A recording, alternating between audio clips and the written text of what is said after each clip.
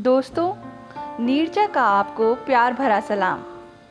आज मैं सुनाने जा रही हूँ आपको अपनी ही लिखी एक कहानी, स्वाति के सपने का पहला एपिसोड। ये कहानी है एक छोटे से शहर की लड़की की जिसके सपने थे बड़े बड़े।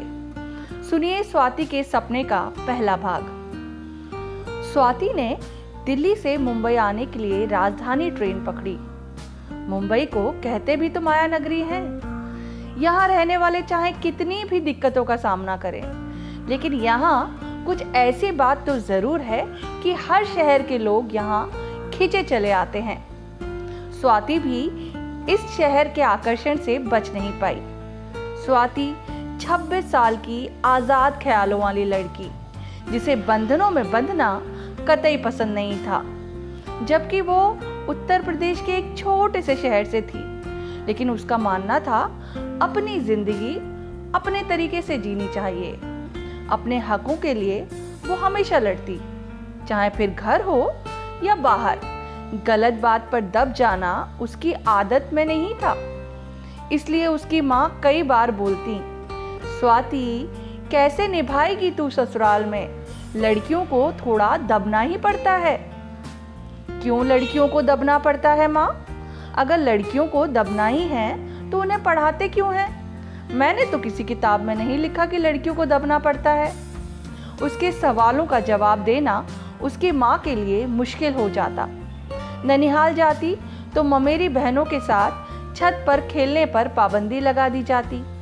बाकी की बहनें जहाँ मन मसोस के रह जाती, वहीं स्वाति के सवाल शुरू हो जाते।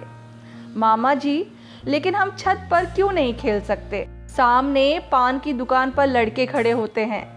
अच्छा लगता है क्या छत पर खेलना? अब तुम लोग बड़ी हो गई हो, ऐसा कहकर मामा टोक देते। लेकिन मामा जी, अगर वो हमें देख रहे हैं तो गलती तो वो कर रहे हैं ना, उनकी वजह से हम क्यों नहीं खेलें? ऐसे में मामा जी का आखिरी हथियार होता स्वाति की उसकी माँ से शिकायत करना। देखो जिज्जी, तुम्हारी मौड़ी हाथ से निकली जा रही है। और उसकी माँ उसे आंखें दिखाकर चुप रहने को बोलती। अब अपना घर होता तो वो माँ से आगे बहस भी करती, पर ननिहाल में स्वाति चुप हो जाती। पढ़ाई खत्म करने के बाद घर वालों ने उसकी शादी के लिए लड़के देखने शुरू कर दिए। लेकिन स्वाति नौकरी करना चाहती थी, वो भी किसी बड़े से शहर में। उसे लगता बड़े शहरों में शायद लड़कियों पर इतने प्रतिबंध नहीं लगाए जाते, जैसे कि लड़कियां कैसे बोलें, क्या पहने, कैसे बात करें। पर उसके घर वाले कहाँ इसके लिए तैयार थे। उन्होंने उसकी एक नहीं सुनी।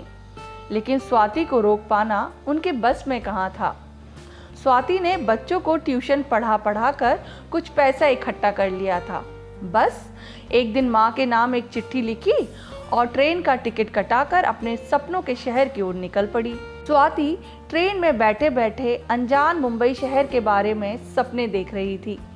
वहाँ उसकी जान पहचान का कोई भी तो नहीं था। वो अपने रहने के लिए वहाँ घर कैसे ढूंढेगी, कहाँ ढूंढेगी, उसे इस बात का कोई अंदाज़ा नहीं था। अपने में ही खोई स्वाति ट्रेन की खिड़की से बाहर झांक रही थी। हाँ, यही सीट है अपनी। आवाज़ सुनकर स्वाति ने नज़र घुमाकर देखा।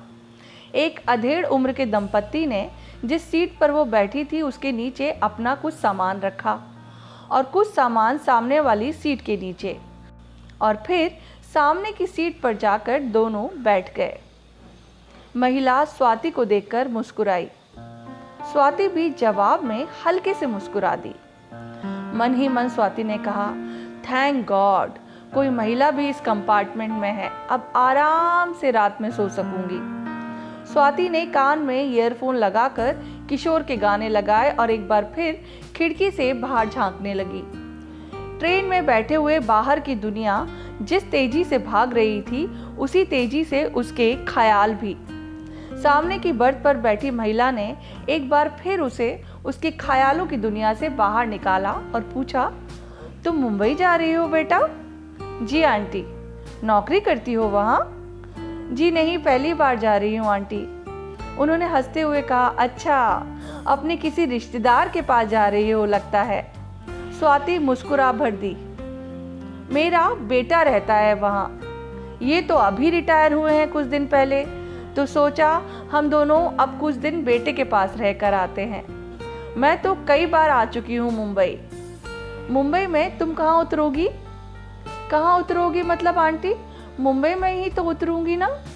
उन्होंने हंसते हुए कहा, बेटा वहाँ कई स्टेशन पर गाड़ी रुकती है। अच्छा ये बताओ, तुम्हारे रिश्तेदार कहाँ रहते हैं? कोई आएगा ना तुम्हें मुंबई में लेने? स्वाति कब तक छुपाती। सफर लंबा था और आंटी के सवालों का सिलसिला मानो उससे भी लंबा।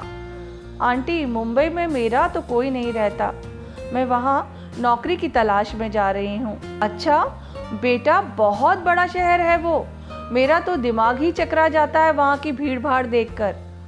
जाते साथ कहाँ जाओगी, कुछ तय किया है? जी एक होटल बुक किया है आंटी, जो अंधेरी में है। अच्छा फिर तो ठीक है, 2 मिनट के लिए ये ट्रेन अंधेरी भी रुकती है। आंटी स्वाति से बातें करती रहीं, फिर धीरे धीरे अंकल भी शुरू हो गए। बेटा तुम्हारा नाम क्या है? जी स्वाति। पूरा नाम? स्वाति शर्मा। अच्छा तुम भी ब्राह्मण हो? जी। कौन से ब्राह्मण, कानिकुब्ज या सनाड्य? अब स्वाति जवाब देते देते मानो थक गई थी। ये तो ऐसे सवाल कर रहे हैं मुझसे जैसे अपने लड़के के लिए मुझे देखने आए हों। स्वाति ने उनके सवालों से बचने के लिए कहा, आंटी मैं वॉशरूम होकर आती हूँ। स्वाति अपना आईपैड लेकर ट्रेन के दरवाजे के पास खड़ी हो गई और बैक स्ट्रीट बॉयज के गाने सुनकर अपने दिमाग को थोड़ा शांत करने की कोशिश करने लगी। अंकल आंटी के सवालों से बचने के लिए मैं तो वापस जाकर अपर बर्थ पर सो जाऊंगी। अभी तक तो कोई आया नहीं है, जो भी आएगा उससे अपनी सीट एक्सचेंज कर लूंगी। ये सोचकर स्वाति वापस आकर ऊपर वाली बर्थ पर जाकर लेट गई। थोड़ी देर में उसकी आंख भी लग गई। नींद में उसे लगा जैसे कोई एक्सक्यूज मी बोल रहा है। आंख खोलकर देखा तो सामने एक हैंडसम सा लड़का खड़ा था। ये बर्थ मेरी है मैम। जी नीचे वाली बर्थ मेरी है, अगर आप। स्वाति इसके आगे कुछ बोलती कि नीचे बैठे अंकल बोल पड़े, स्वाति बेटा तुम्हें परेशानी ना हो तो हमारी ऊपर की बर्थ तुम ले लो। जी अंकल। स्वाति तो चाहती भी यही थी और अब तो उसे एक हम उम्र कंपनी भी मिलने वाली थी। उस लड़के ने स्वाति से कहा, आप इसी सीट पर लेटी रहिए, मैं उस साइड की अपर बर्थ ले लेता हूँ। स्वाति ने मुस्कुराकर उसे थैंक यू बोल दिया। स्वाति मन में सोच रही थी, चलो अब जर्नी कुछ इंटरेस्टिंग होगी। कोई तो आया हम उम्र बात करने के लिए। बात तो बड़े तमीज से कर रहा है ये लड़का, लेकिन इससे बातचीत मैं तो शुरू नहीं करूँगी क्योंकि लड़कों को गलतफहमी ज़रा जल्दी हो जाती है, इसी को थोड़ी मेहनत करने दूंगी। लेकिन ये क्या, उन महाशय ने तो अपनी बर्थ पर जाकर कोई नॉवेल निकाला और उसे पढ़ने लगे। दोस्तों मेरी इस कहानी का पहला एपिसोड आपको अच्छा लगा हो तो मेरा चैनल अतीत की परछाइयाँ सब्सक्राइब कर लीजिए ताकि इस कहानी के अगले एपिसोड का आपको नोटिफिकेशन मिल सके। अगले एपिसोड के साथ जल्द ही आपसे फिर होगी मुलाकात। नमस्कार।